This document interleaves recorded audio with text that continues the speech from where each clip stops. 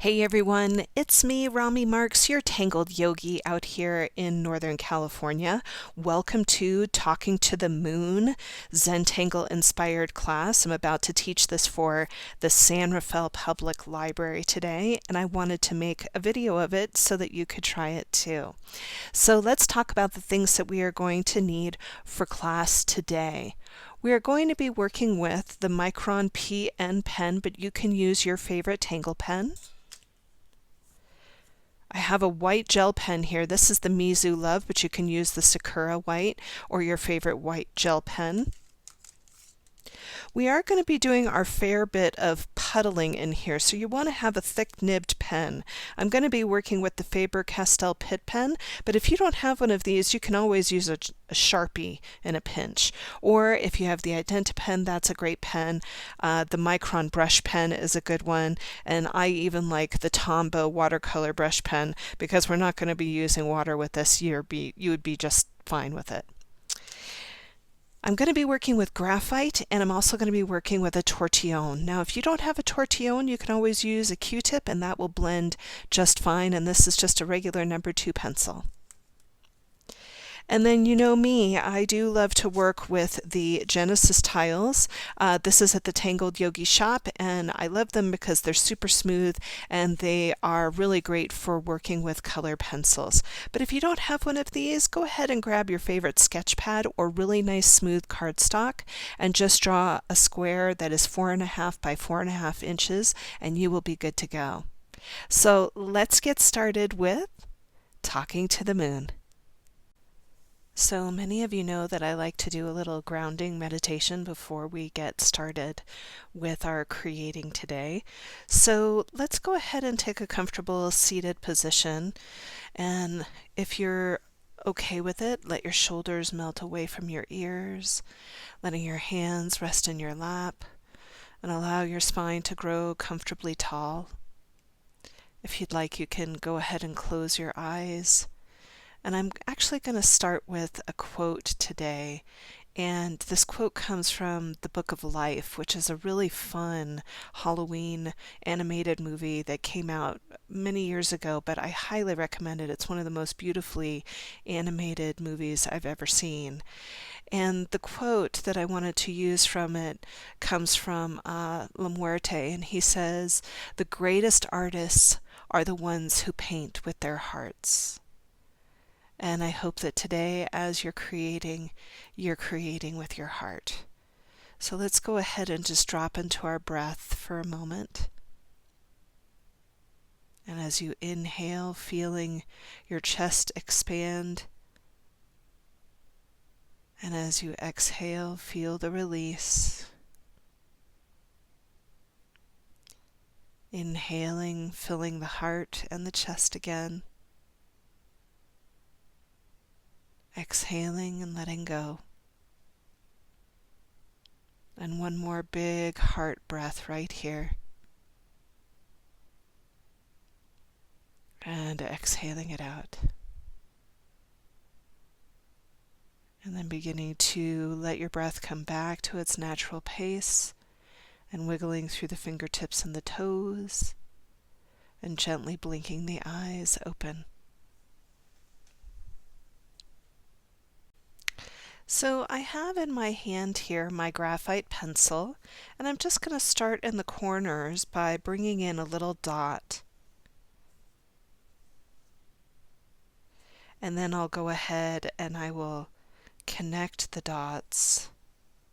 And you can see that I'm going nice and slow, taking my time, creating this nice frame for the piece. Turning the tile to make it work for my hands here.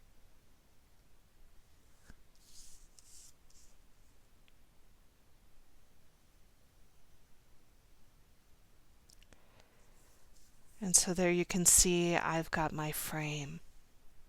Now once I have that frame, I'm going to go ahead and start to build my string. And I'm going to do that by just coming up to the top of that line that's for the frame here, and I'm going to divide the space in half. Now, some of you who are new to Zentangle, you're probably asking, what's a string? And a string is just a way of dividing the space. So I'm just going to turn the piece on its side here, and you can see these are pretty equal, and you can see that that line is pretty light. It's not, I'm not laying it down heavy because this is just a guide. Now, in Zentangle, we learn a tangle pretty early on called Crescent Moon, and it's just like what it sounds like here. So there's a couple of ways that you can do Crescent Moon. I always like to come in and just do it from the vertical, but you can do it horizontally as well. So if your hand moves a little bit more with ease, you can do it that way as well. So what I'm going to do is I'm just going to come in and I'm going to make something that looks like almost the letter D.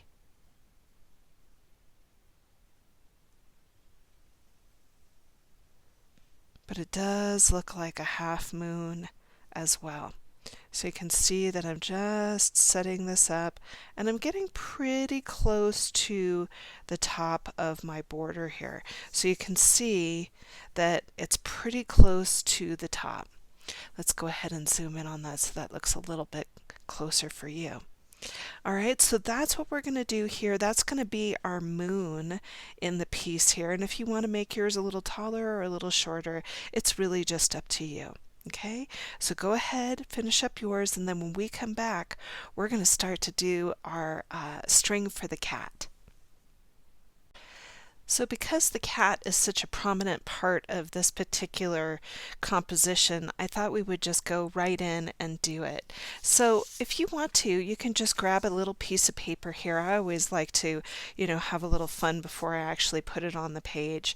And so what I'm going to do is I'm just going to start by doing a circle. So here's my circle right up at the top. Let's go ahead and zoom in on that. And we're going to give our cat some ears, and all it is just two triangles on either side of that circle. And then for those of you who have been doing Zentangle for a while, we're going to do a flux-like shape. It's just an upside down teardrop.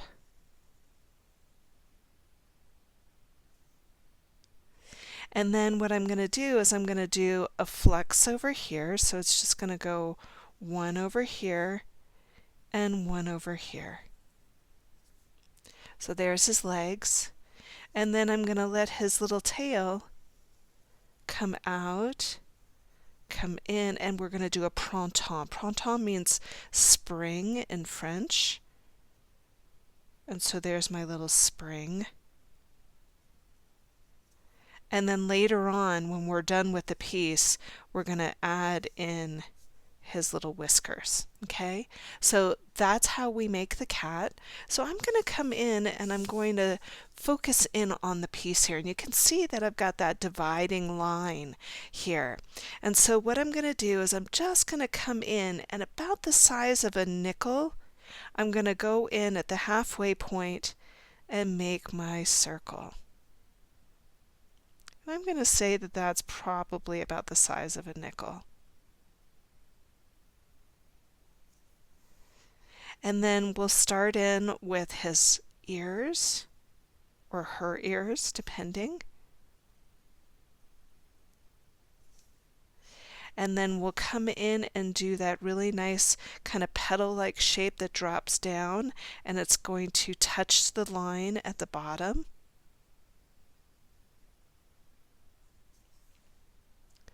And then once you have that, you can go ahead and do those little teardrop shapes on the side.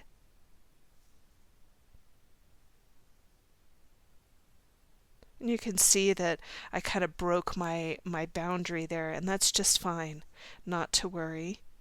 And then I'm going to come in and I'm going to create the tail.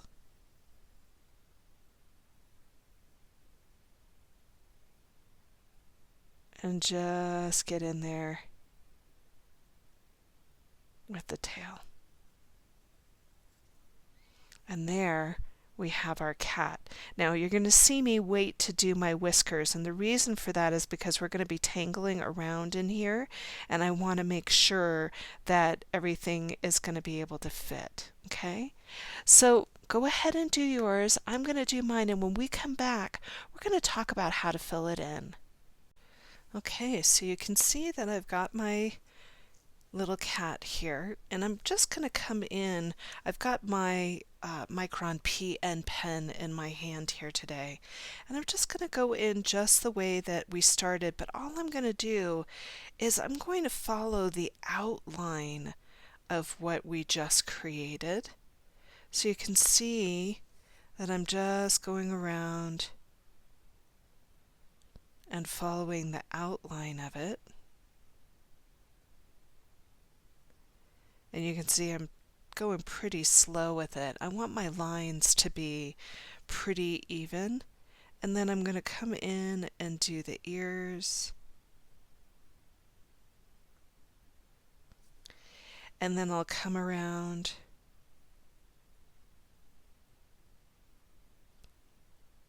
and work with the tail. Once I've got the outline in there, I'm going to just seal that off at the bottom there. And let's go ahead and zoom in on this bad boy. I'm going to start to fill him in. Now, there's many ways that you can fill this in. If you just have a Sharpie lying around, you could use a Sharpie. One of my favorite pens, and you've seen this in a lot of my videos, is the Faber-Castell Pitt pen. This pen is wonderful because it's a brush pen, and so it fills in like you're painting, which is wonderful. Another brush pen that I like very much is the Tombow brush pen, and this one is a great one because it's got a really thick brush and it's got a really fine tip pen, so if you wanted to work with that, you can. The only thing about this pen that's a little bit iffy is that if you get water on your piece, which I can't imagine why you would, it does turn to a watercolor, but it is a really great marker. Now this one that I'm going to be using today, the Faber-Castell Pitt pen, this is actually ink, so it won't move. It's actually waterproof. So I'm going to come in, and you're going to see me start to fill in my piece. And I'm just taking my time with these pens. You know, what we really want to do is focus in on going slow and easy with it. Now this one happens to be an older one, so you can see that I'm getting a little bit of scratch from it, but if I go nice and slow, I think I can get it to work. So you get the idea. All I'm doing is just going in and filling in the space.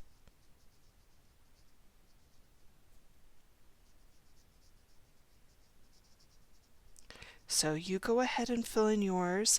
I'm going to start to fill in mine, and then when we come back, we're going to start to work with some new tangles. Things are already getting a little spooky. So I hope you're enjoying that. So let's go ahead and do our first tangle. Our first tangle that we're going to be working with today is called Kalua. And for those of you who have taken a bunch of my Zentangle classes, you know that Kalua is one that I have taught before.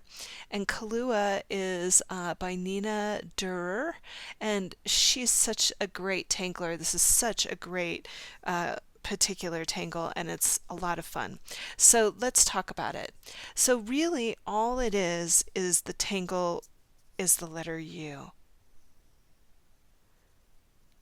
And then what she does at the end of it is she creates these little indentations and then comes back up and out. So she's making these petals that kind of look like if you have an Easter cactus, it kind of looks like that. So what I'm going to do is I'm just going to turn this and I'm going to make another U.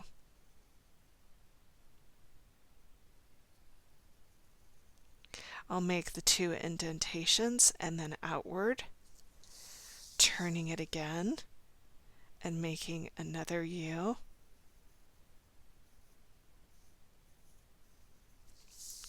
And then one more for good luck.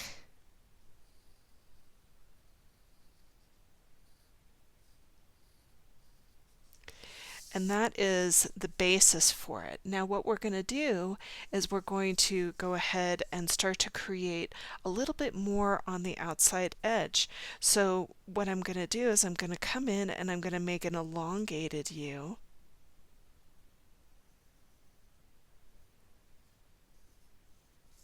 Keep on turning because that's the name of the game, right? Elongated U. One more time.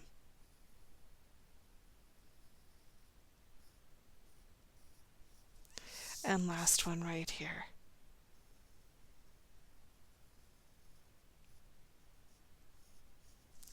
And that is that really cool flower, Kalua. Now she goes and she does different things with it. We're going to keep ours fairly simple today, but I just wanted to play a little bit with this, and what I'm going to do is I'm going to come into the center and put a little circle, and you can add little circles all the way around, okay? And that kind of gives it a little bit of pizzazz and fun. So let's go ahead and bring back in our composition here. And what I like to do is when I'm building a flower or a star or anything for that matter that's going to take up a little bit of space, what I like to do is I like to use my graphite pencil and I come in and I just make a little circle for how big I want it to be. And this is just kind of a way of me taking up the space. So I'm going to zoom in on this a little bit. And we're going to start to build our particular piece here. So what I'm going to do is I'm going to start by doing the little U's. Now you may decide that you like to divide your space so that it just helps you to have a little bit of guidance, and that's just fine. So what I'm going to do is I'm going to start by putting a little circle right in the center. And you can still see that I'm using my graphite pencil here. And I'm just going to come in and I'm going to do a U.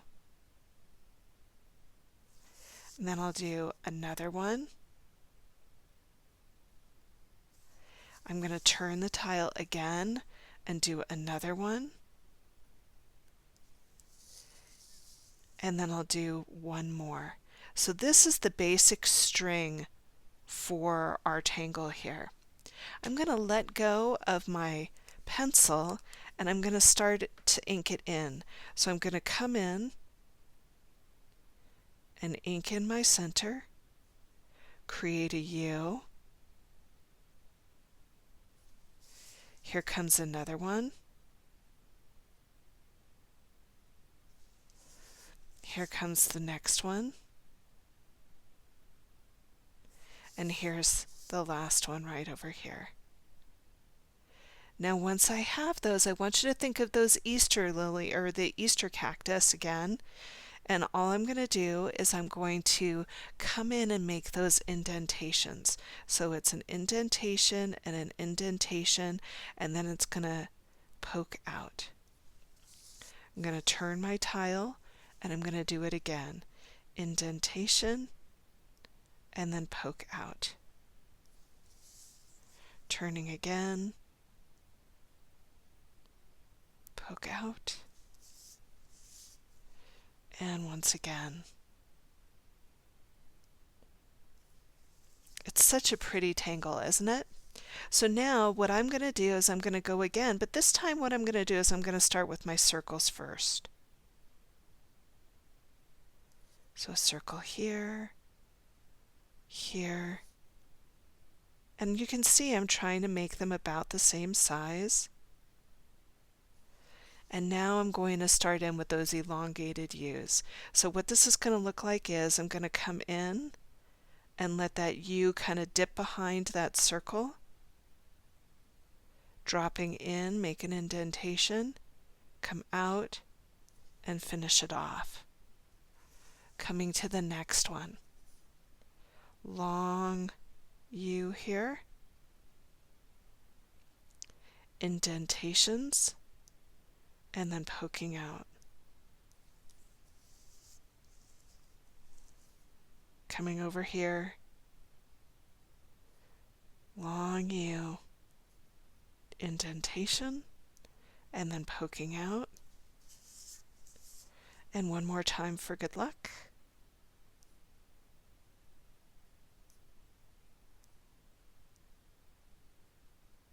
And there, when we turn it all the way around, we've got our Kalua, which is super, super fun.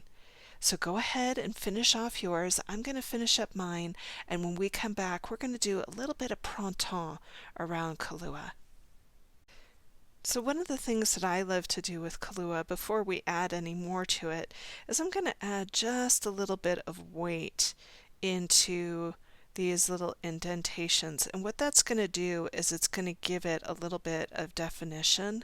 So you can see that I'm going around and adding a little bit of definition here and there.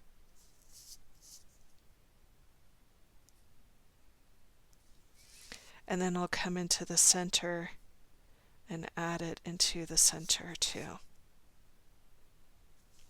Now I should mention that Inktober is happening, and that is a challenge that happens in the Zentangle community where we learn new tangles for the month of October, and Kalua happens to be on that list. And you can go onto Facebook to 7 Forest and 5 Rivers and participate in their wonderful challenge there. So I believe it's Stephanie Jennifer and Debbie New that are doing this, and it's such a fun thing to do. The other thing that you can do with this is you can come into these really fun little interstices, these little funny little shapes that are around the circle, and you can puddle those in.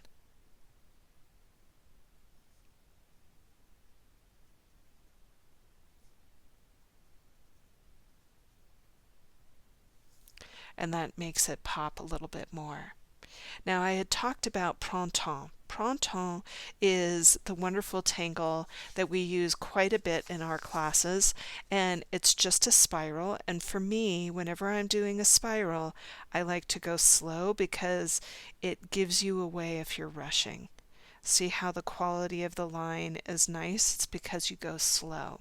Okay, and so what I'm going to do is I'm going to come in around my little flower here, and you're going to see me do a fairly large one first.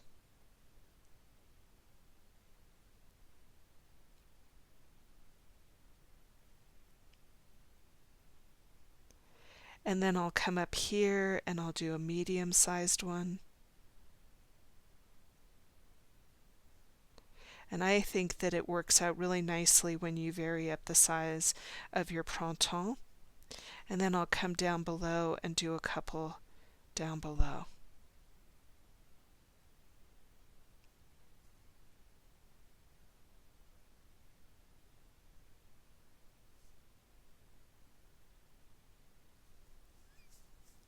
Coming in over here.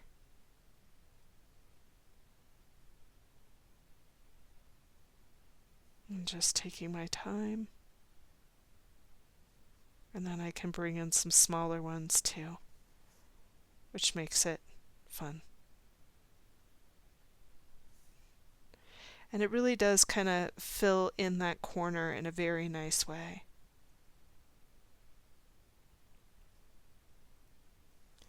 So there I've added just a little bit of Pronon in that corner.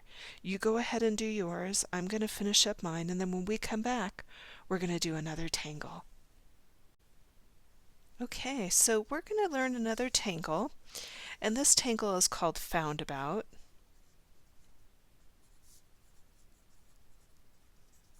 And Foundabout was actually created by Zentangle Inc.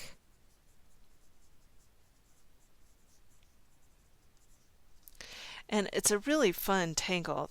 I love to work with this one because it just has a really nice flow to it. So all it is you have these little curved lines that are aura'd, and they build off of each other. So you can see all I'm doing is just building off of the last one.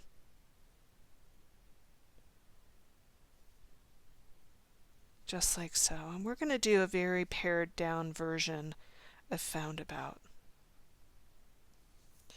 And then the way that you can come and create the plant-like shape is you start from the tip and you make a little leaf-like shape that connects. So all I'm going to do is just connect, connect, and then I'll go to the other side and do the same. And it's a really lovely tangle. Now some people like to let it build out. Now if you took my hula class that we had recently for raising money for Maui, you saw me kind of let it grow out and do kind of a more organic tangle. And then, you know, as a really fun way to play with this, you can also build other tangles into it. Like you could throw fescue into it, which is really, really nice. You could throw a Pronon in here to make it look interesting. So there's a lot you can do with Foundabout. Some people love to do zinger with it, where you have the little lines that come out and away. That's always fun. There's so many different tangles that you can add into Foundabout. Now the way that we're going to work with Foundabout is we're going to play with this line, this curved line that we have. Now I'm going to switch back into my graphite pencil here, and I'm going to zoom in on this graphite line here. And what I'm going to do is I'm going to start by building off of this line. So you're going to see me come in and I'm just going to do that curved line, and then I'm just going to drop back in again. I'm going to do another one right over here, just a nice curved line, and drop in. And what I'm trying to do is I'm just following the curve of the moon here. It doesn't have to be perfect. You're just following the curve. Okay? So once I've got that string, as you can see, there's the string for it. I'm going to switch back into my Mircron pen, and I'm just going to go ahead and bring that in. Just inking over what I just did. And this is great muscle and eye coordination, hand-eye coordination.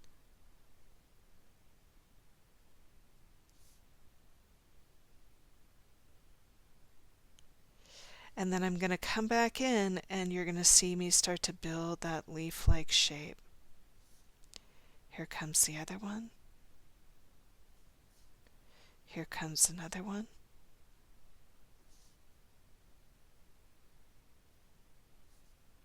And another one. And another one. Now, if you have room, you can do more or less, just depends on what you want to do here. And for me, what I love to do sometimes is I'll come in and I'll start to create underneath. So you can see that I still have the circle line in here, and I'm just going to come in and let that kind of create another one so that it looks like it's dropping down. And then this one can kind of look like it's going behind.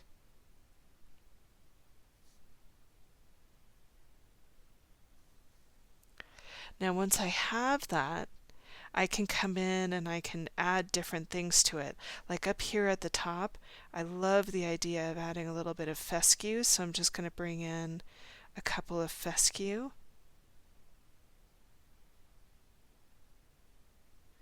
And then maybe if you wanted to, you could add some fescue down in here. Like I'm going to just let this one kind of roll out. Sometimes people like to add a little tipple into it. Tipple is just a cluster of circles. You could add a couple of tipple.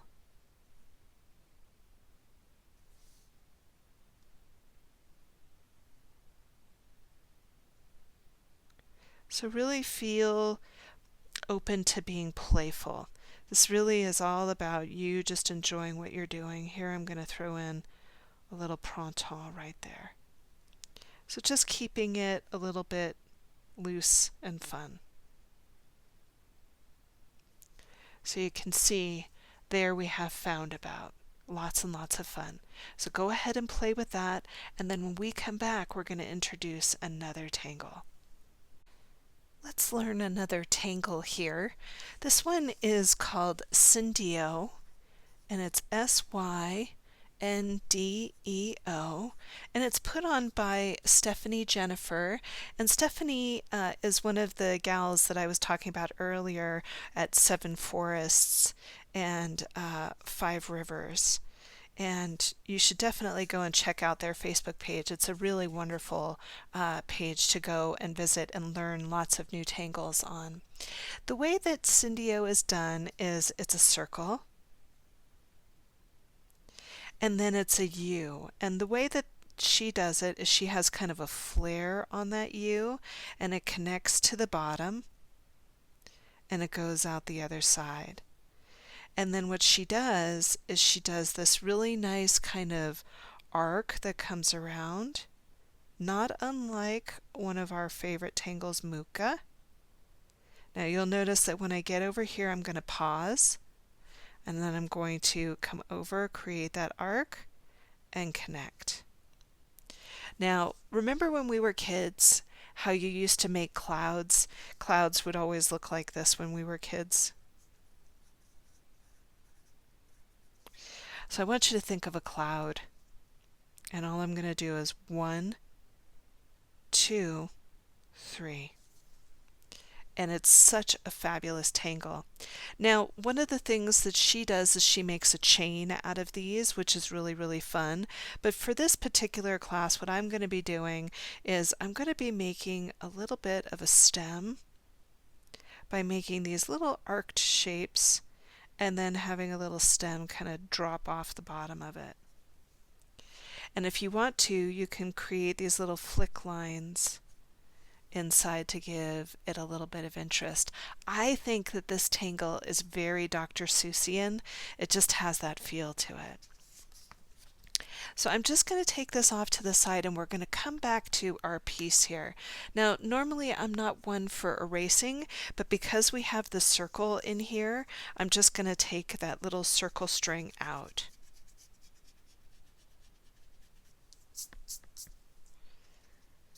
And all I'm going to do is I'm going to start to create 3 little flower stems that are going to come off of our tangle that we have here, Kalua.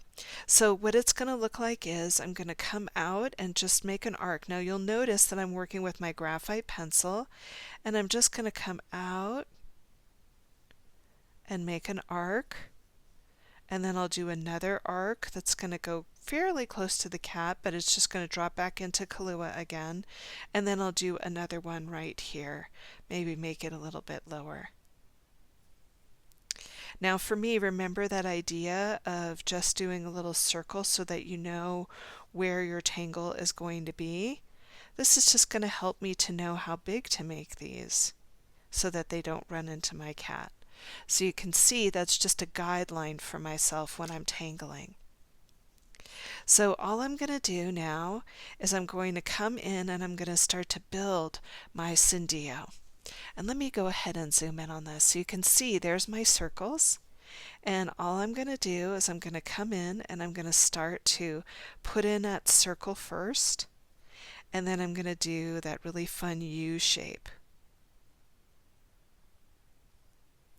Then I'll come down and I'll do the arc on this side and an arc on this side. And then I'll finish off my U. Just like so. I'm going to come in and do the clouds. 1, 2, 3. Once I have that, I'm going to come in and I'm going to do that little stem piece. Notice how these get smaller as I go. And then all I'm going to do is let that line come back and down. And then I'll create a little stem that's just an aura line that's right next to it. Super fun, super easy. Let's do the next one. Just a circle, then a U, creating those little arcs on either side, and then auraing. Say that 10 times fast, aura-ing. And then go ahead and make your cloud. And then once again, those little arcs that get smaller and smaller as you go, and let it connect back in. I'm going to do another one right here. So you can see, here's my circle, dropping it in. Nice U-like shape that connects to the bottom. Do a little arc here, little arc there. Let it come in. Super fun, super easy. Do your clouds. And then do the stem. Connect your stem back to Kalua. And there you can see we have these really fun Cinduos here. Now for me, what I want to do with Cinduo this time is I think I'm going to do a little arc over the top of it.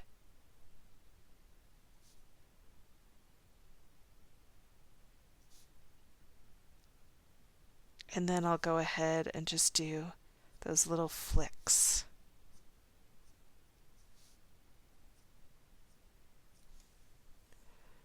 And you can see it looks like it's really reaching for the cat, doesn't it? I love the feeling of that movement. A lot of fun.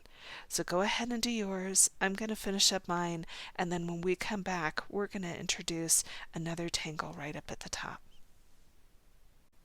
So you may have noticed that we didn't do the inked in line of the moon, and there's a reason for that. When I do pieces like this, I always wait to do the inked in line so that when I have pieces that are going to drop down from the top, they have a place to actually land, and so it won't be intersecting any lines. So this next flower that we're going to do is called Line Flower. And I'm not sure who created it, but I really love this tangle because it's really a take on one of our favorite tangles in Zentangle. So for those of you who know it, you know poke leaf is a very popular tangle. And poke leaf is just where you have a stem and a little bit of a frowny face, and then you take this little heart-like shape and you put it over the top of it. So one of the takes on this is line flower, and what it looks like is you have a stem, and then you do an arc around it and you pull it in,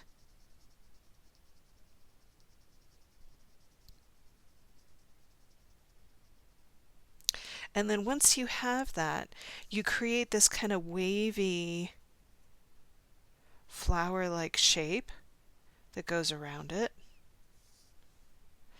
And then you create these little indentations or weight lines. So you can see that I'm coming in and doing these extra weight lines in here.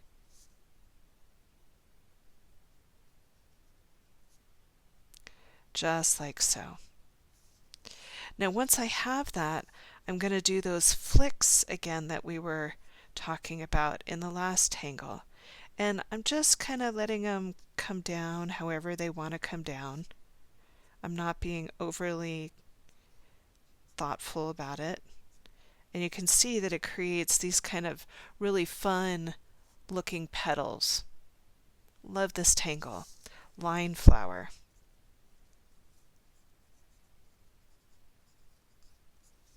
So I'm going to go ahead and I'm going to come back to our composition here. And let me zoom out just a little bit.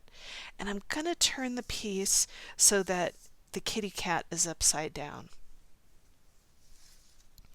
Now once I have that, I'm going to come back in with my pencil here, and you're going to see me come from the corner here, and I'm just going to make a couple of stems or a couple of lines here. And I want to be mindful that it's not going to run into Cinduo. So I'm looking at this and I'm thinking to myself, how can I do this? I'm just going to go ahead and make a little circle right here. And then I'll come in and make a little circle right here. And then I'll come in and do another circle right here. And this just helps me when I'm creating so that my tangles have space. So I'm going to pick back up my pen here and let's go ahead and zoom in on this. I'm going to start by just creating that really nice stem. And then I'll do the circle around the stem, pull it in,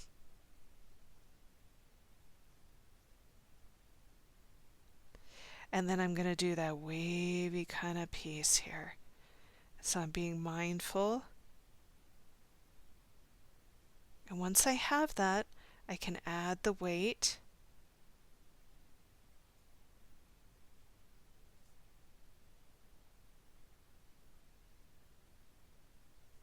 And then I'll go ahead and I can add those flicks into it.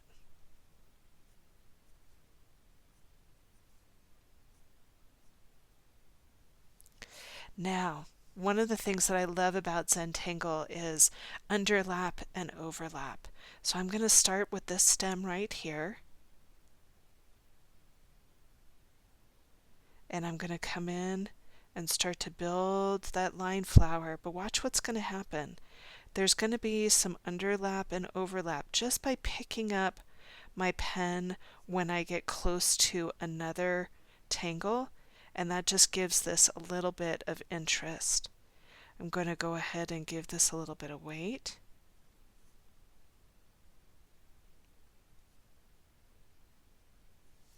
And then I'll start in with those lines moving towards the center. Little flicks. Such a cool little flower, isn't it? I really love this one. And then I'm going to go again. So I'm just going to create another stem, circle around the top, pull it in, and then once again, wavy flower.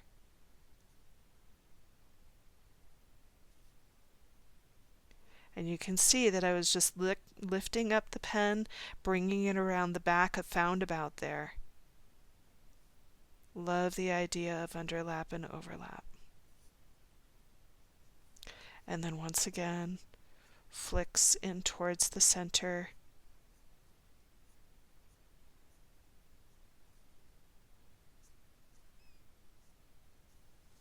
Such a fun tangle, so that when I bring it back around, it really gives this neat kind of feel up at the top.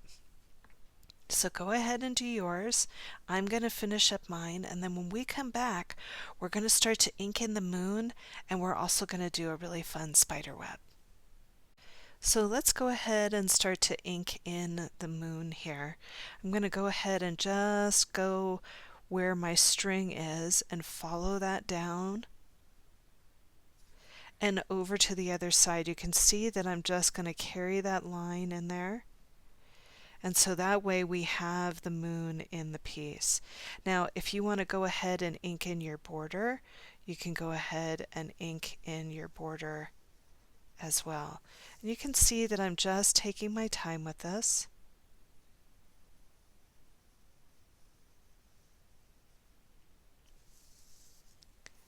You want your lines to be really nice and succinct, but what I love about this is that some of the border has been broken because tangles are breaking out and having a good time.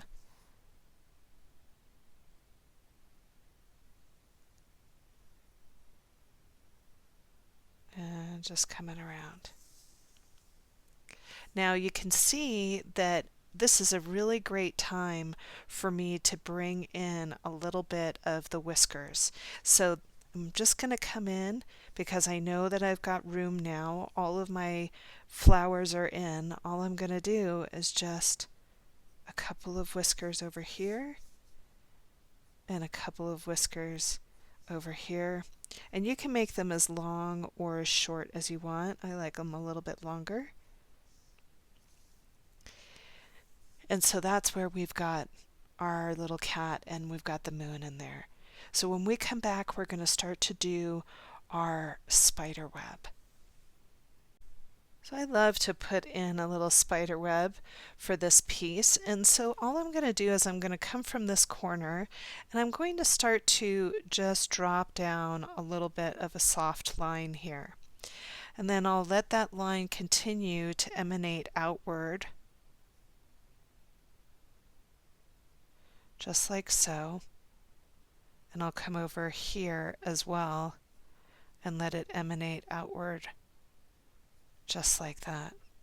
Now, the best way to just go about doing your little spider web is you can start by coming in from the bottom, or you can go from the top. And for me, I always like to go from the top because it just helps me to build it out. And all it is a series of arcs.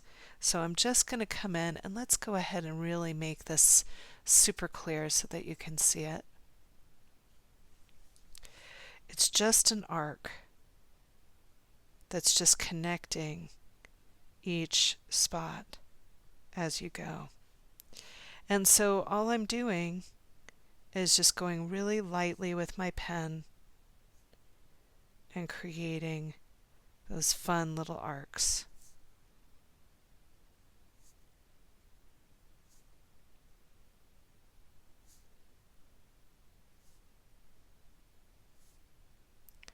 And I'll let it kind of dance outward, and I think that that's probably enough. Now, because we've got this really fun spider web, we're going to need to do a little spider in here, and when we come back, I'll show you how we're going to do that. So we've been talking a lot about using circles to build our composition today. And so what I'm going to do is I'm just going to draw a little circle that's going to come right about here on that moon. And this is going to be the body of my little spider here. And then I'm going to do another circle that's going to come down right underneath it. So let me go ahead and zoom in on that. And that's going to be the body of my spider. So what this is going to look like is I'm going to come in and I'm going to ink that circle in. And I'm going to go ahead and just do a little crescent moon here and pool my ink into the body of my little spider here. And then I'll go to the next one and do the same. So there's my little circle for his head. And then I'm going to start to bring out his legs. And his legs are just going to come down like little antennae coming out and then coming down, just like so. I'll do another set right over here. And then I'm going to do 2 on this side and then 2 on this side. So there's my little spider, and he's going to come down from the web. So I'm going to do this little line that's just going to have a little bit of an interruption in it. Just to keep things interesting and a little spooky. So that when I zoom out, you can see how fun that is. Excuse me. I can't help myself. I get so amused by these things. So we're going to start to just play with these little areas that have a little bit of emptiness to them and start to add a little bit of interest in there. So early on we had talked about poke leaf, which was that fun little leaf-like shape before we did our line flower. Now if you want to do line flower instead of poke leaf, you can, but what I'm going to do is I'm just going to start to play and bring in some leaves into this. So I'll let this kind of come up from the bottom here, and I'm just going to zoom in on this for a second. See if I can get it to go. And I'm just going to do this nice poke leaf that's just going to pop right off the side here. And then I might be able to get another one to come into the piece here. So let's do like one that goes behind. And don't worry if you don't have the space. You can just put one in and it'll be just fine. So I've got those 2 over there. And then I think what I want to do is I want to come over in here and add some right near the cat. So I'm just going to come in and add a little poke leaf right here. And maybe get a little one right over here. Now I want to be mindful not to get into the whiskers. So there's that. So you can see I lifted up my pen and kind of let that drop down a little bit.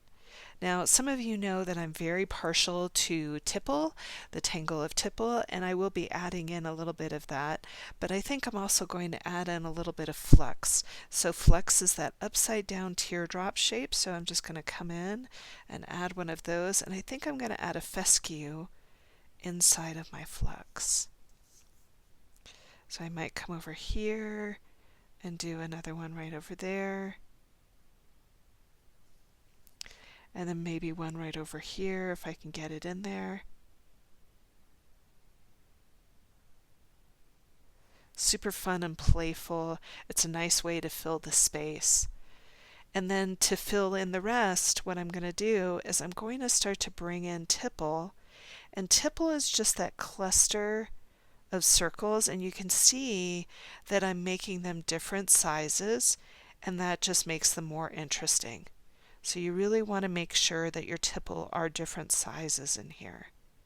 And you can see that I'm just letting them kind of fill in like pebbles.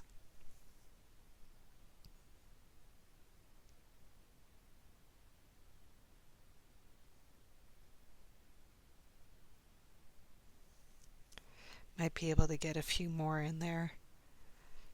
And then I'm going to come in right over here where I have a little bit of my Pronon and bring it in around my Pronon.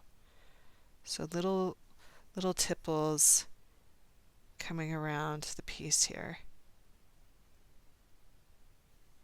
And I'm making them smaller than these that are inside Kalua because I don't want them to compete with Kalua.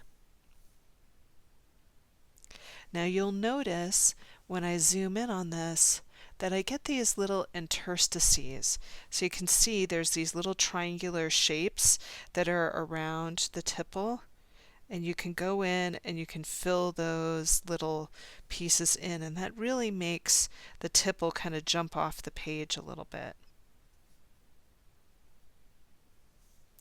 So just coming in over here and over here.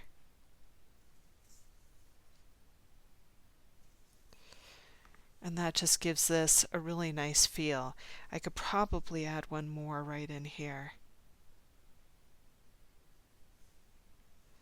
Love to have those pieces in there. And I might even come over to these guys over in this corner.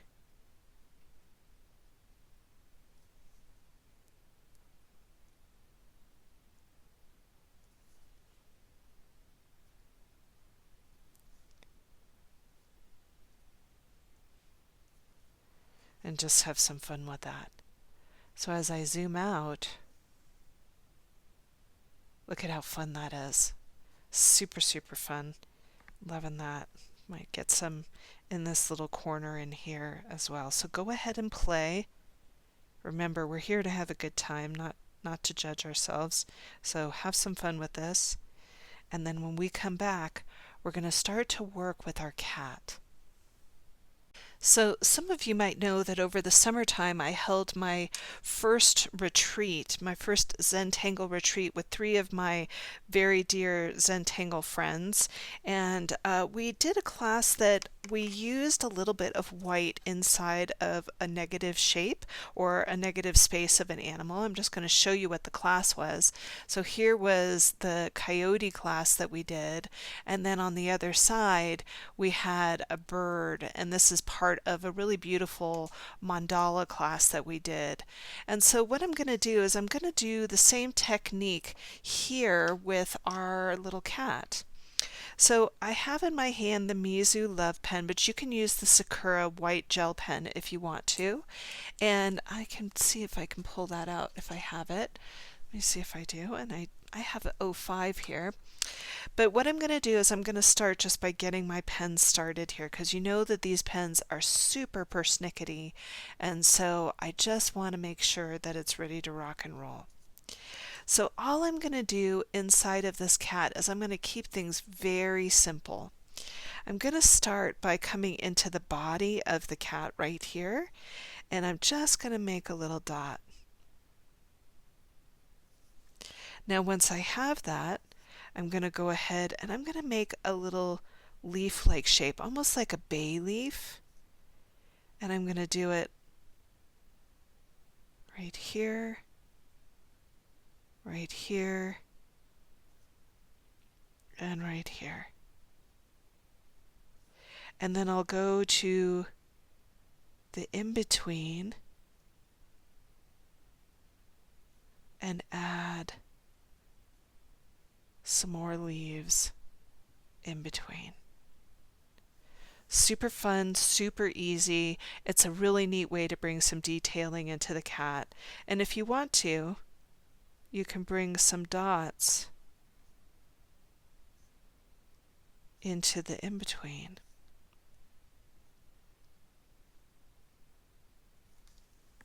Which I really love.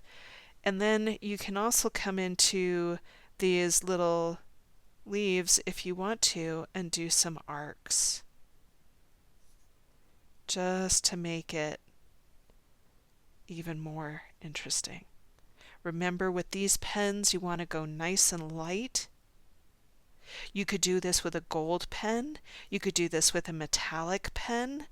There's so many different color pens that all of those beautiful jelly roll pens would be great for this.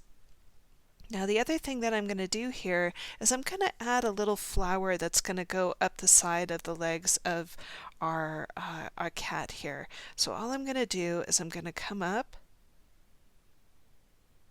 and make a little bit of a line here, and then I'll do a circle, and then I'll do almost like what we did with line flower and just do a little wave. And then to create these little leaf-like shapes, I'm just going to make these little tear shapes coming off the side.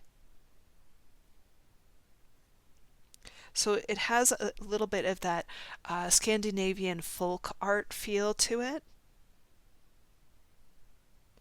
So I'm just going to drop down over here, make a little circle, little wavy line going around. And then once again,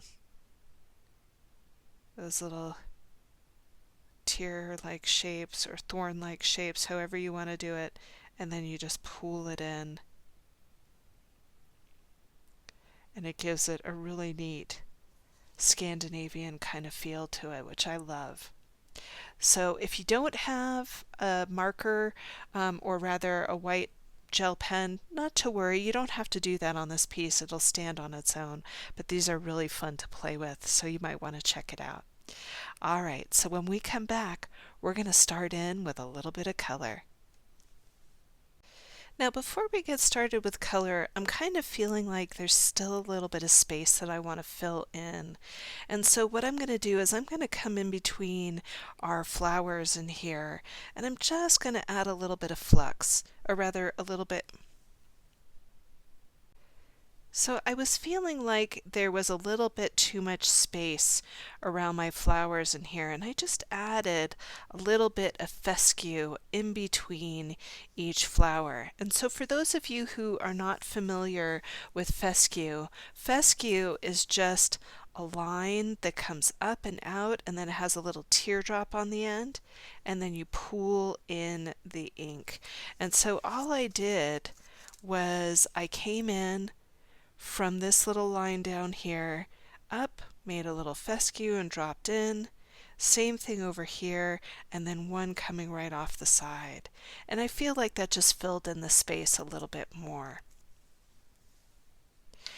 Now we're going to start in with color here, and I've got 3 colors that are in my hand, and I'm going to share them with you now. So The first color that I'm going to be working with is the Spanish orange, which is PC 1003. This is such a wonderful earthy kind of yellow. I really like it a lot. And then I also have in my hand the cadmium orange, which is PC 118. Such a great earthy orange. And then one of my favorite colors in the Prismacolor set, this is pomegranate, and it's PC 195. Now, if you don't have pomegranate, you could always substitute magenta in for it. That would work just perfectly. Now, if you don't have any of those colors, what I'm really looking for is a yellow and an orange and kind of a wine-like color red. So it really doesn't matter if you have the same colors as me or not, it will turn out just fine. Okay, so let's go ahead and start to focus in on our Kalua here. Now, like always, you want to make sure that your pencil is really well sharpened up, because when you're working with colored pencils, it's not necessarily about the point as much as it is with the length of the lead. You can fill in more that way. So I'm going to start just by coming into the center here and looking at our little petals that we have. And I'm going to start by working on the side of the lead, not on the point. So a lot of people tend to work on the point of the pencil. You really want to work on the side of your pencil. I'm going to come in and I'm just going to lay down a very, very light dusting of that yellow. Once I've got that light dusting of the yellow, I'm going to pick up a little bit of the orange here, and I'm going to work on the side of the orange as well, and I'm going to work about halfway up that petal. Now once I've gotten about halfway up that petal, I'm going to go ahead and I'm going to put that away, and I'm going to bring in the pomegranate. Now you'll notice on the pomegranate, I am working on the tip of that pencil because this is more detail oriented. Once I have that in, you can really see that there's a strong line of demarcation there. You can see the yellow, the orange, and the red.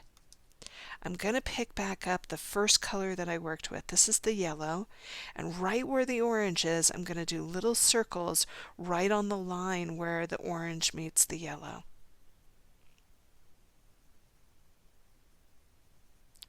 And then I'm going to start to drop down and come down where the pomegranate is meeting the orange, and you'll notice that that starts to blur out the color. And that's really what we're looking for, is kind of this blurred out look of the color. Isn't that so pretty? It really brings this beautiful shading into it. Now, for those of you who have taken lots of classes with me before, you know that I love to use the white pencil from Prisma. This is PC 938, and you can come into the top and just add a little bit of white into that yellow, and it makes it very buttery and soft, but it also gives a really nice blend. So I'm going to do that with all of my petals in here, and you're really going to see this beautiful electric flower come out of that. So using the same technique. Now for me, when I'm doing something like this, I tend to do all of my lights at the same time, and then I come back and do my mediums and my darks. And then I come back and do my blending. So what I really want to illustrate for you here is the idea of not having to pick up and put down your pencils over and over again. So you can see how I'm just going through and laying down all my yellows, and then I'll come back in and I'll start to lay down all of the orange and then all of the pomegranate, and then I'll do my blending. This way you're just getting into the groove, into the zen of it, and you're not having to pick up and put down a bunch of different colors. Okay? So play with the idea. You know where you're going with this. Have fun with those colors. We're here to have fun. Isn't that so fun? Just loving that. So many of you know that I love to do a technique called carrying color. And carrying color just means that you're just bouncing the eye around the piece here. And so what we're going to do is we're going to continue to work with the colors that we have. And we're going to start by coming into our flowers that we have right in here. And what I'm going to do is I'm going to start with the orange first. And all I'm going to do is I'm just going to do a soft dusting of orange right into the centerpiece of our flowers in here.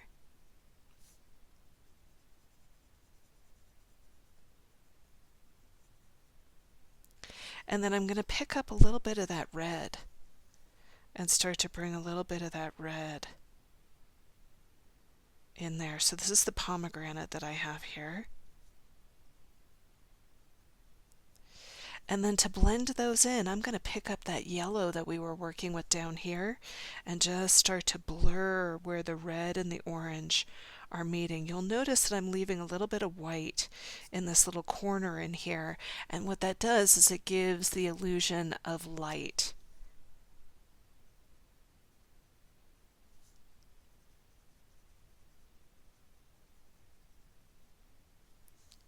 So I just love the way that that feels. So go ahead and do yours, and then when we come back, we're going to start to add a little bit more to this. I'm going to continue to carry the color here. I'm turning the piece so that I can get to these really fun line flowers that we have right in here. So I'm just going to come in and get right to those. And so what I'm going to do is I'm going to start in with the yellow first. And you'll notice that I'm just going to go about 3/4 of the way through this flower. I'm going to leave a little bit of white on the left-hand side. I'm going to do the same thing over here. Careful not to get into that Cinduo there.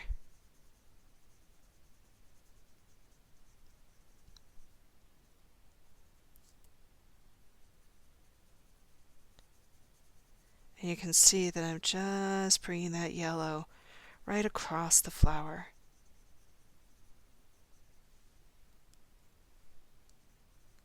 Now once I have that, I'm going to come back in with a little bit of that orange and start to do a little bit of shading with the orange. I'm not pressing hard. I'd say that this is a light to a medium press because it has so much color, so much pigmentation to it. I don't have to press hard. And then I'll come in over here as well. Now once I have that, I'm going to take just a touch of that red and I'm going to go along the black line here and give this a little bit of drama.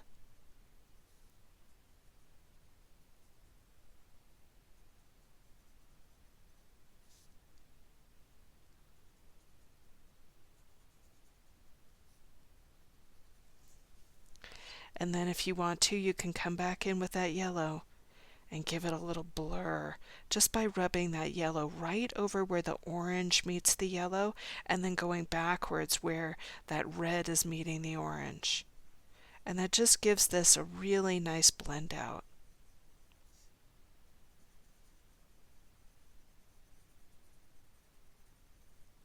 So go ahead and play with that for a little bit. Okay. So what we're going to do is we're going to let go of the orange just for now. We will be revisiting it a little bit later. And I'm going to start to change the temperature of the piece here. You can see that I've got some purples in my hand. In my hand I've got the Parma Violet, which is PC1008. And then I also have violet in my hand, which is PC932. And then once again, I've got that pomegranate in my hand, which is PC 195. But remember, what I'm looking for here is I'm looking for a wine red, I'm looking for a violet, and I'm looking for kind of a light purple, almost lilac or lavender in nature. And what we're going to do is we're going to start in with the flowers that we have in here. You can see that I've got the lightest color, purple, and it's pretty well sharpened up. And I'm going to go ahead and zoom in on this here. And I'm just going to start to dust in very, very lightly. And you can see that I'm working on the side of that pencil as I do it. Just bringing in a light dusting of that Parma violet right in here. Coming in right in here.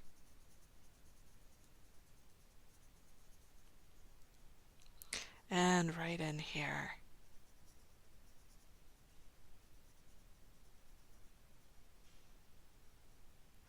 Now once I've got that, I'm going to come back in and you'll notice that I've changed the way that I'm holding the pencil.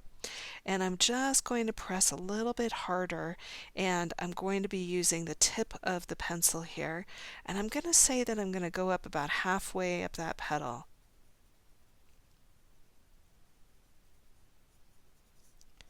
Same thing over here.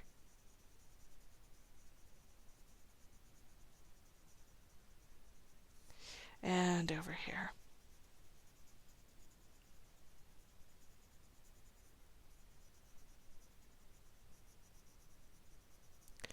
Now once I have that, I'm going to pick up some of that violet and I'm going to bring it in nice and close to that circle that we have at the bottom. So this is going to bring in some of that drama that we're looking for.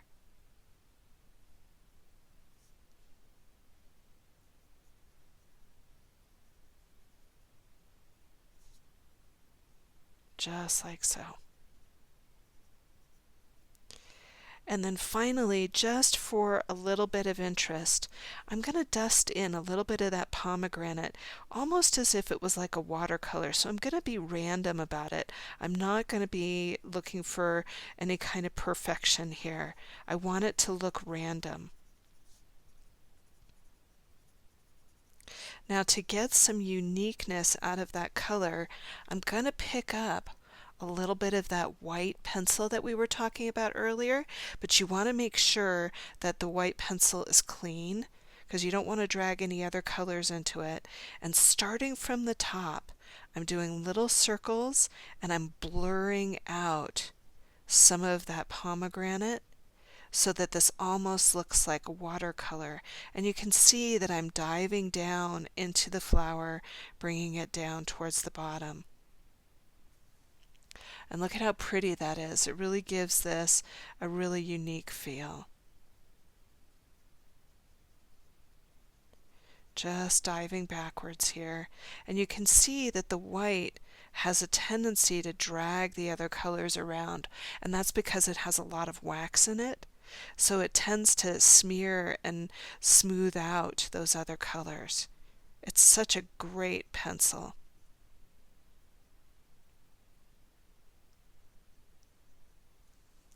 And look at how pretty those are. So go ahead and work on yours. I'm going to finish up mine, and then when we come back, we're going to carry that color around a little bit. So we're going to take that purple, and I'm going to work with the lightest one first again, and we're going to come over to where Pronon is in here. And the way that I'm going to handle Pronon is I'm just going to shade very, very lightly 1/2 to 3/4 of that Pronon. So you can see that I'm just doing little circles just like so.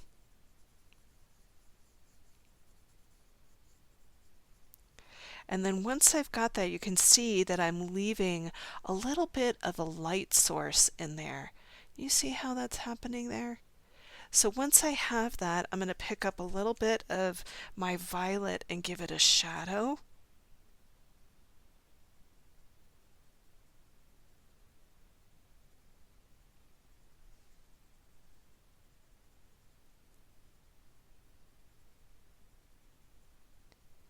And then I'm going to give it a little bit of heaviness so you can see that I'm really kind of getting that deep, deep purple out of it. Now I'm going to pick up some of that white and I'm going to start to blend it in.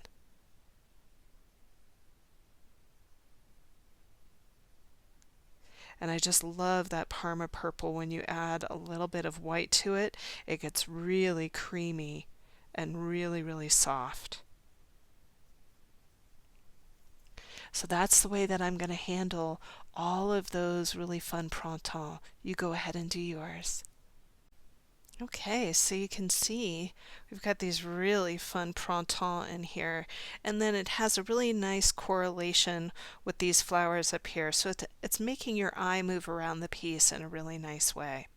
So we're going to continue to work with those purples here, and what we're going to do is we're going to start down here in this corner. You can see where I have those flux-like teardrop shapes, and I'm just going to dust those in with a little bit of that light purple here. This is that Parma purple again, and just dusting those in.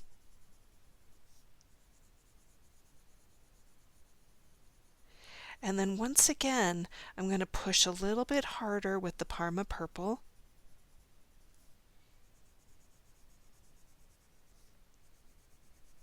And then I'll pick up some of that violet and really give this a pop of drama at the bottom.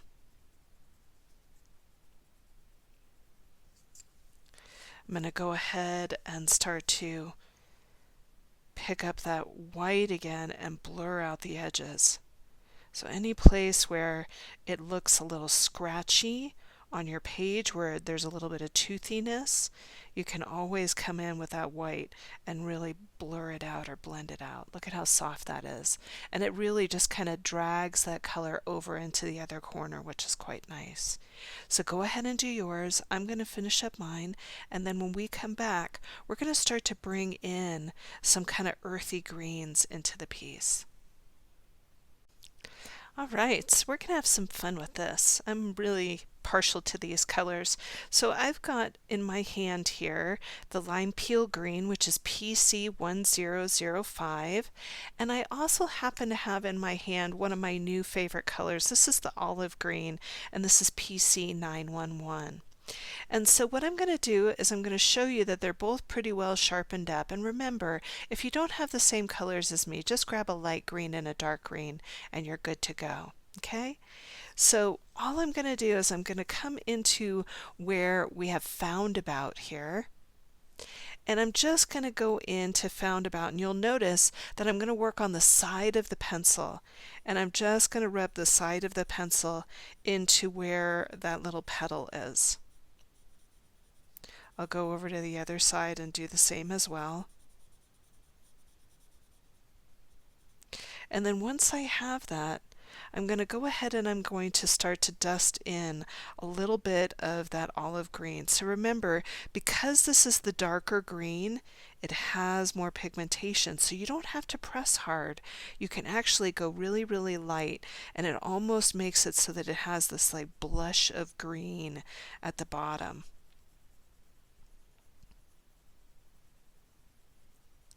Now once I have that, I'm going to come back in and I'm going to press a little bit harder to get a little bit of drama out of this.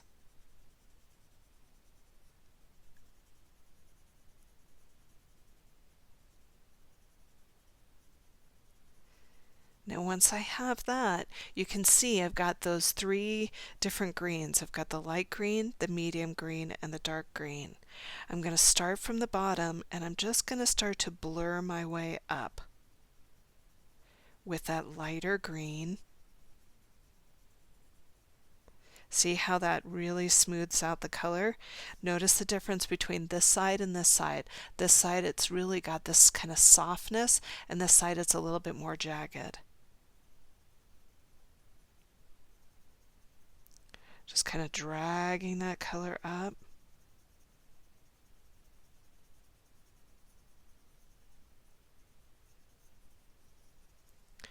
And then once I have that, because this is fall, I'm going to start to sprinkle in just a little bit of yellow right at the tips of my Foundabout.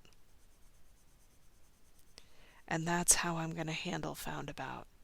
So you can do that in each and every one of these. But remember how we did this one in here, how I started out with the one main color. So start with your light greens, go all the way up, then do your medium, then do your dark, and then start to do your blending and add in the yellow. Okay? So just like what we just did.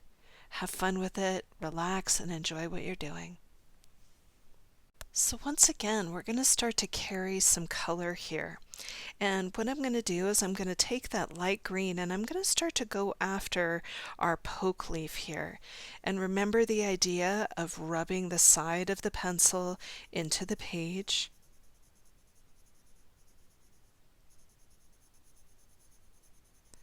I'm going really, really light with that lime peel green here and just bringing that in nice and light.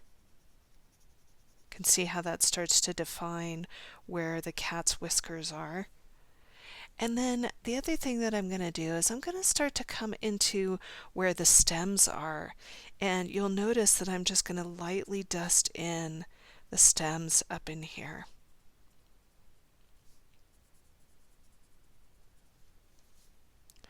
So I'm just going to bring those down and in. And then once I have that, I'm going to pick up that darker green and I'm going to start to bring in that shadow at the bottom of my poke leaf.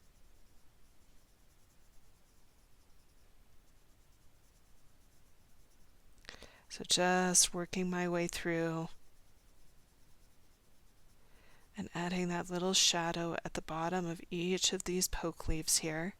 And let's go ahead and zoom in on that so that it's really clear.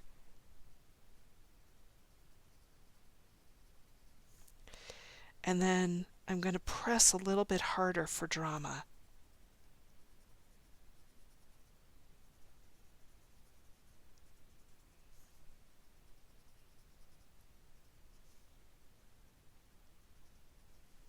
Once I have that, picking up that lighter green and blurring it all out. So remember, you don't have to press hard in order to get that really nice blend out. You can keep it nice and light. And I just love what that does with the poke leaf. It really gives it just gives it life. It makes it look organic. Isn't that amazing how they really just start to come out of being really two-dimensional and really become three-dimensional? Really nice and soft. And the other thing that you can do is you can come into the stems in here and start to add in a little bit of a shadow right here in the stem, just on the side. Give it a little drama. And if you've got enough room to add a little bit down the little line, you can. I don't really have that, so I'm just going to come back in and blur out the edges. And look at how fun that is. Super, super fun. So go ahead, enjoy, have some fun with that, and then when we come back, we're going to start to work up in here, up in the sky. So I've let go of the greens for now, and you can see that I've got a light blue and a dark blue in my hand. So in my hand here I've got cobalt turquoise, which is PC 101, and then I also have in my hand the aquamarine, which is PC 905. And so what I'm going to be doing is I'm going to be bringing in the background, and that is really going to make the moon start to come forward here. So I'm going to start with the lighter color first. This is the aquamarine that I have in my hand, the PC 905, and I'm just really well sharpened up, and I'm going to just start to rub the side of the pencil into the paper, going in little circles. This is just going to give it a soft mist of that blue, and you can see that I'm just rolling through where that spider web is, and I'm just starting to get a little bit of definition with that color.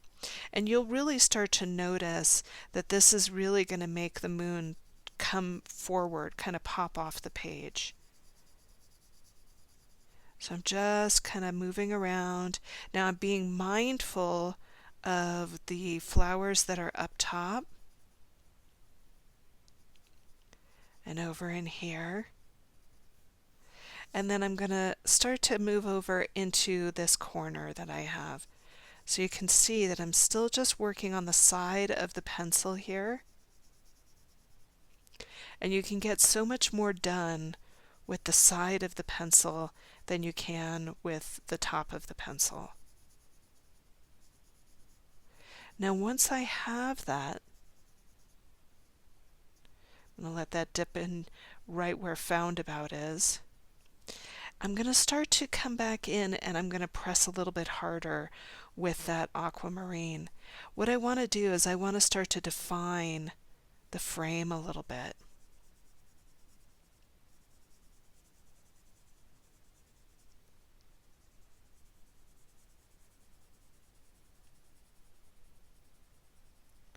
So I'm just getting in there.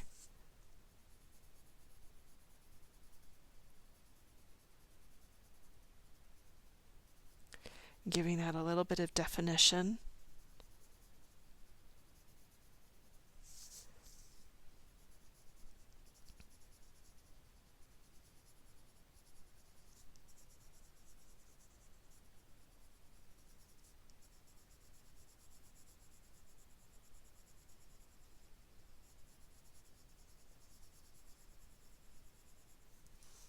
And I'm going to turn the tile to make it work for my hands here.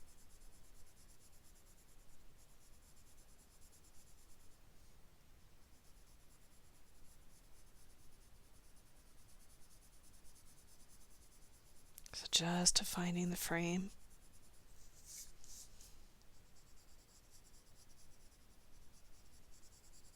And then I'll come in with that darker color. This is that cobalt turquoise that I have, and I'm going to start to really let that deeper, darker color start to make its way into the piece. Now what I love about working with this color is that, you know, it has kind of this ominous feel to it, that cobalt turquoise. There's something about teal that's wonderful for Halloween. And it really plays well with all these purples too. So if you don't happen to have this particular color, don't worry about it. It's no big deal. But if you want to go down to your local art store and just buy a couple of colors, cobalt turquoise, it's one of those colors you should have in your set. And I know that Riley Street carries it at their store in San Rafael and also in Santa Rosa. You can buy them singularly, but if you don't have a Riley Street near you, I know that Jerry's Artorama also carries them as well.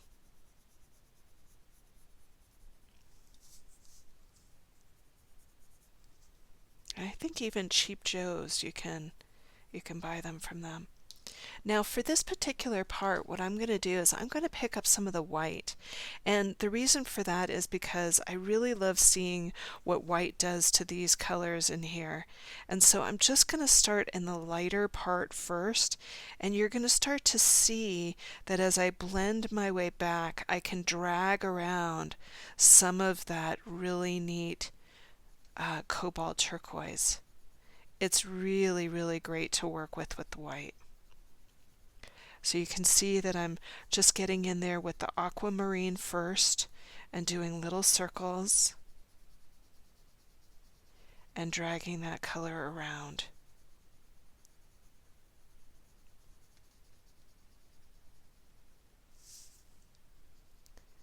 So go ahead and start to work with your background. Have some fun with it. Really enjoy getting that sky nice and spooky. And then when we come back, we're going to start to play with that sky a little bit. So you can see how just by adding that little rim of blue really brings in that moon and makes it look really prominent. So I'm going to pick up my white pen one more time in this, and I'm just going to add some stars into the sky. And you can see that I'm just being kind of random with the stars here. You can see that I'm just letting those kind of pop around in between the flowers. And let's go ahead and zoom in on that a little bit. And then once I get over to where the spider web is, I'm going to go ahead and I'm going to start to bring in some little dewdrops onto the spider web. So you can see that I'm just bringing those in and letting them kind of dance around onto the spider web. And that just kind of brings a little bit of playfulness into the piece, which is really, really fun. So go ahead and have some fun with the white pen and add in the stars to your night sky. So I want to bring in a little bit of spookiness into the moon. Right now it's a little flat and not really having much dimension, and so we're going to start to bring in some shading and some shadow. And so I have my graphite pencil in my hand and I have a tortillon in my hand. This is just a blending stump. Now if you don't have one of these, you can always grab a Q-tip and that will work just fine to do your blending. And this is just a regular number 2 pencil. So what I'm going to do is I'm going to come in and I'm going to start to do some shading right around where the foliage is in this piece. And you can see that I'm going fairly lightly with this. I'm going to go ahead and zoom in a little bit. So I'm creating this little shadow, and many of you know that I'm left-handed, and so I really don't like to introduce graphite until the very, very end because it smears and it smudges. Now some of you may know that I do love the Prismacolor pencil that is the medium gray, and I do love that, but for this particular piece I'm actually going with the graphite because I want it to be a little bit mistier. If it just want to get that kind of fog to it. So you can see that I'm coming over here and just adding a little bit. Now once I have that, I'm going to pick up the tortillon and I'm going to go very, very lightly and in little circular motions start to bring in that fog around the moon.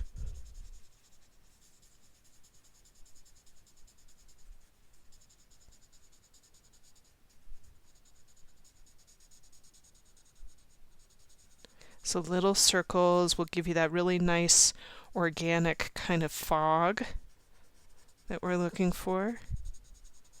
Or as we like to call it in our house, the Los Spookies. We've been having lots of foggy weather here up in Truckee lately. There's been some storms coming through and we get these really neat mornings with low Thule fog. It's just so cool. You can see that I'm kind of bobbing and weaving, using some of the excess from the tortillon and letting it kind of dip in between. I can add a little bit more shadow around these flowers here.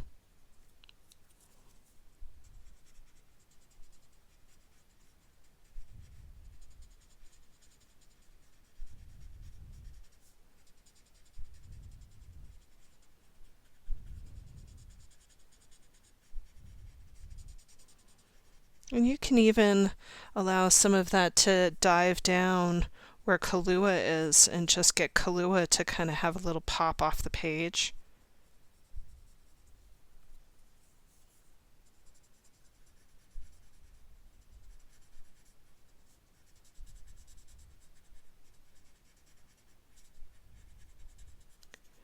So you can see that that has started to bring in dimension where it was really kind of flat before. You can come up around Kalua at the top too.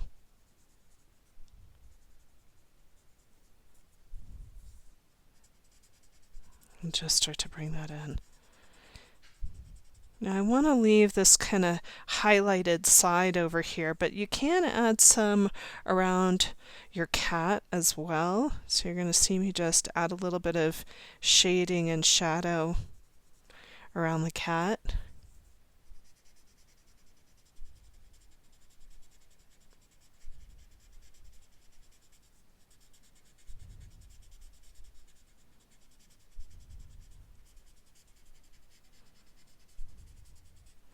And you can see that when I zoom out, that starts to give it a little bit of dimension. Now if you want to put some craters in your moon, you can just come in randomly and add some heavier movement with that graphite and then blur it out so that it almost looks like there's some pox on your moon.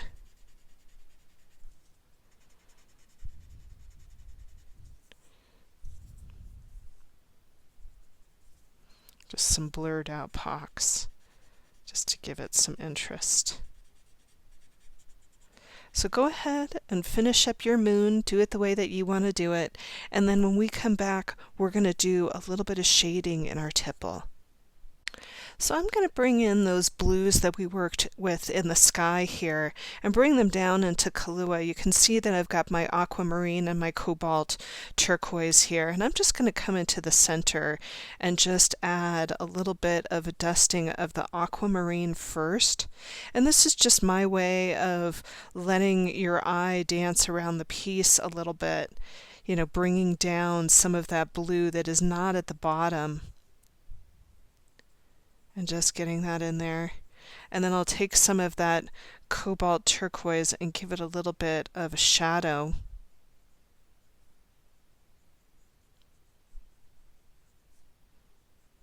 Just like so. Giving that a little bit of movement. I'm going to pick up a little bit of white and start to just blend these two into each other a little bit. And you'll notice that I'm leaving a light source on the left side of that tipple.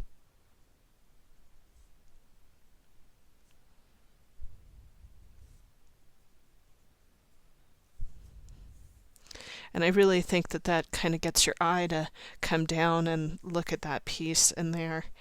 And if you want, you can start to let some of that blue come down around in here, almost as if it was, you know, misty or a little bit dewy. Just letting those kind of pop around. These are pretty small, so it's a little bit difficult to give them shading. So you can see that really what I'm trying to do is leave enough white near the edge so that we get a little bit of a light source. And then you can see that I'm going to come back in and just pop a little bit of darkness right in on the edge. I can see I missed that Pronon, so I'm going to come back and get that Pronon a little bit later.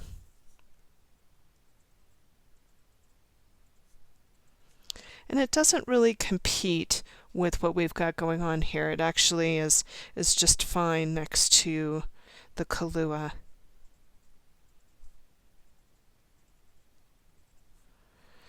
Now you might want to come up in here and add a little bit.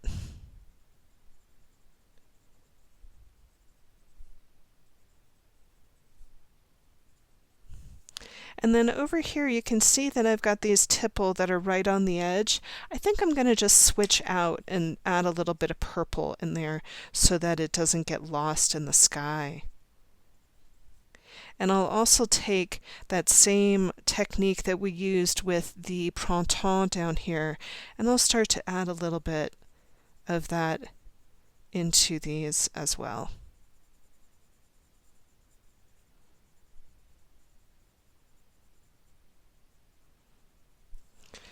Let's see if I can find some of that violet to give this a little bit of that pop that we're looking for.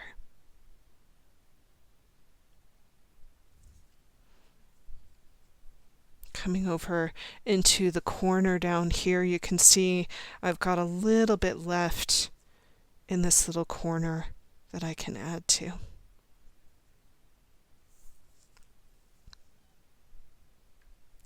And I think I'm going to dust a little bit of that blue right inside of my little flowers in here, just to give them a little bit of interest. So I'm using the aquamarine first, and then I'm pushing a little bit harder at the bottom just to give them a little bit of interest.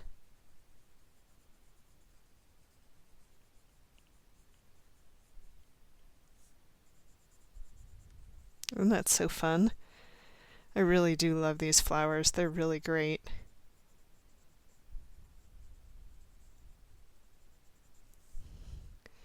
And if you want to, you can also come in with a little bit of white and just kind of blur out your edges in here and in any place where you feel like you need to blur out your edges. So go ahead and play with those. Have some fun with it. I really am enjoying this one a lot. So I've gone and picked up my Mizu Love. This is the white gel pen that I like to use. I'm going to just get it started and add a little bit of sheen into these little orbs that we have here. You can see that that does a lot for this. I'm also going to come over to where my little orbs are inside of the flowers and give them a little sheen too. And if you have Tipple that you want to put some sheen into, you can do that as well. Sometimes I even like to throw in a little bit of light in my poke leaves, just to give them a little bit of interest.